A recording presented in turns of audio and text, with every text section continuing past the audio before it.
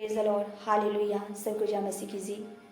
तो हम एक छोटा सा वचन है जो आज बाइबल में से देखेंगे और वो वचन है भजन संहिता 55 उसकी 22 आयत में लिखा है। एक पतरस उसकी 5 और 7 आयत में लिखा है कि अपना सारी चिंता मुझ पर डाल दे क्योंकि वो हमारी चिंता करता है।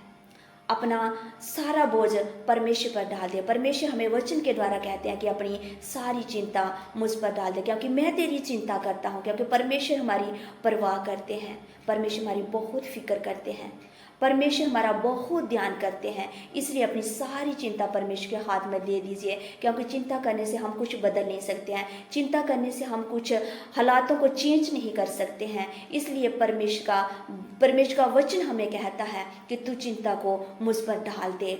चिंता करने से इंसान भीतर से खोखला हो जाता है और चिंता इंसान को खा जाती है।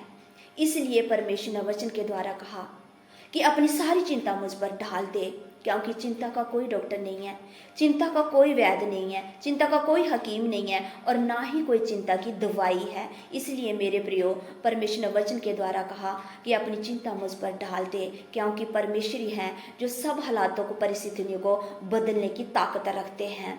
तो परमेश्वर वचन के द्वारा कहते हैं कि उन आकाश के पंछियों को देखो, ना वो बोते हैं, ना लगाते हैं, ना काटते हैं, ना उनके खत्ते हैं, ना उनके भंडार गृह हैं, लेकिन फिर भी हमारा स्वर्गीय पिता उन्हें खिलाता है। तो परमेश्वर ने कहा कि तुम पंछियों से मेरे लिए बढ़कर हो।